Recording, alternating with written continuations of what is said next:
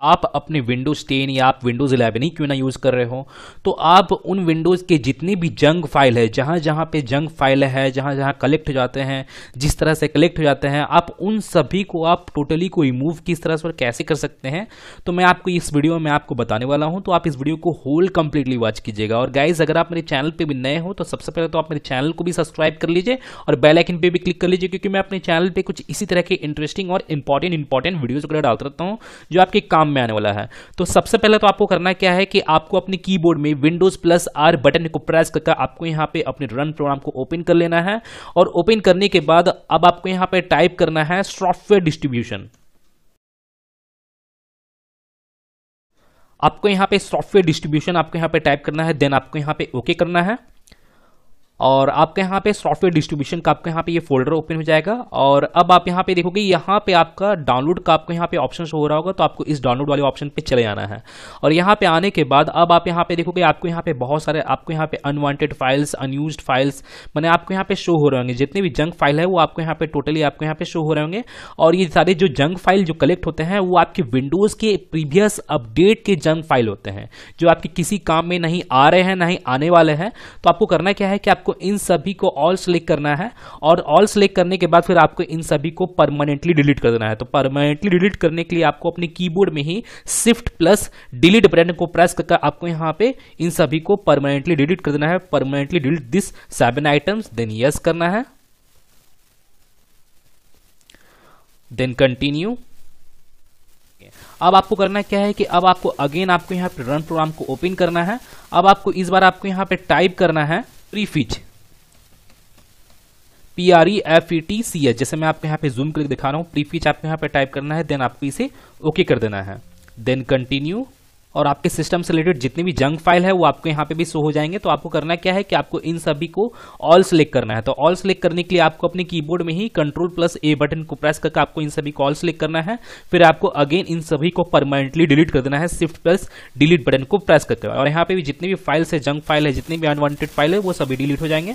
फिर आपको अगेन आपको यहाँ पे रन प्रोग्राम को ओपन करना है। अब मैं आपको यहाँ पे नेक्स्ट स्टेप बताता हूँ। तो अब आपको यहाँ पे टाइप करना है temp, देन ओके। और इस टेम्प फाइल में टेम्पररी फाइल है ये, और इसमें जितने भी, जैसे आप मान के चलिए आप अपने सिस्टम में या अपने लैपटॉप में जितने भी एप्लीकेशंस वगैरह यूज करते हो, उनके रिलेटेड जितने भी जंक फाइल जो जनरेट होते हैं, ऑटोमेटिकली जो जनरेट होते हैं, वो सभी टेम्पररी फाइल में ही कलेक्ट हो जाते हैं। तो आपको इन सभी को ही ऑल सेलेक्ट करना है, देन आपको अगेन इन सभी को भी परमानेंटली डिलीट कर देना है, ठीक उसी तरह। और हो सकता है यहाँ पे कुछ फाइल्स आपके यहाँ पे डिलीट ना हो, आप यहाँ पे ट्राई करके देख लीजिएगा। अगर कुछ फाइल्स यहाँ पे डिलीट नहीं हो रहे हैं तो आपको करना क्या है कि आपको यहाँ पे इन सभी फाइल को, जो फाइल्स है, जैसे यहाँ पे मेरा 3 फाइल्स आपको यहाँ पे शो हो रहा होगा, तो एक एक करके आपको यहाँ पे इन सभी को डिलीट करके देखना है कि यहाँ पे डिलीट हो रहे हैं कि नहीं ये जो फाइल्स हैं।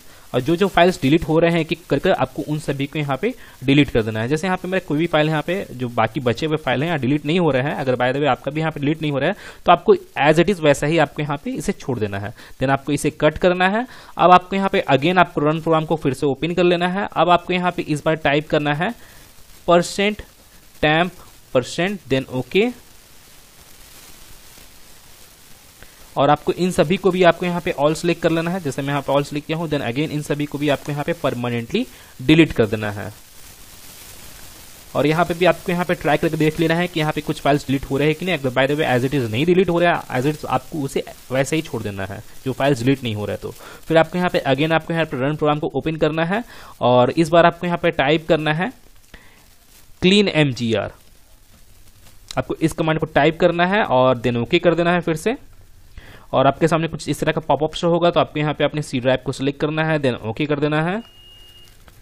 और आपको यहाँ पे डिस्क क्लीनअप से रिलेटेड कुछ इस तरह का इंटरफेस शो हो जाएगा। और आपको यहाँ पे कुछ आइटम्स आपको यहाँ पे शो हो रहे होंगे, कुछ कंटेंट्स शो हो रहे होंगे, तो आपको यहाँ पे इन सभी को चेक मार्क कर लेना है। जैसे यहाँ पे मेरा ऑलरेडी ये सभी चेक मार्क है, तो आपको यहाँ पे अब चेक मार्क करने के बाद क्लीनअप सिस्टम फाइल्स पे आपको यहाँ पे क्लिक करना है। फिर आपको यहाँ पे अगेन सी ड्राइव को सिलेक्ट करना है, देन ओके कर देना है इसे भी।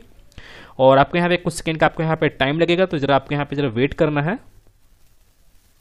और आपके सामने अगेन डिस्क क्लीनअप से रिलेटेड इस तरह का इंटरफेस शो होगा। और आपको यहाँ पे कुछ कंटेंट्स और भी आपको यहाँ पे शो हो रहे होंगे, तो आपको यहाँ पे इन सभी को आपको यहाँ पे चेक मार्क कर लेना है। अगर चेक मार्क नहीं रहते हैं तो फिर आपको यहाँ पे फाइनली फिर आपको इसे ओके कर देना है। और यहाँ पे जितने भी टेम्पररी फाइल्स और जितने भी अनवांटेड फाइल्स जो सिस्टम में कलेक्ट हो जाते हैं वो टोटली आपके यहाँ पे डिलीट हो जाएंगे। डिलीट फाइल्स पे क्लिक करना है और आपके सभी आपका अननेसेसरी फाइल्स जितने भी हैं वो सभी डिलीट हो जाएंगे, क्लीन हो जाएंगे। जैसे आप यहाँ पे देखोगे, यहाँ पे लिखा हुआ भी शो हो रहा होगा, cleaning up unnecessary files on your machine.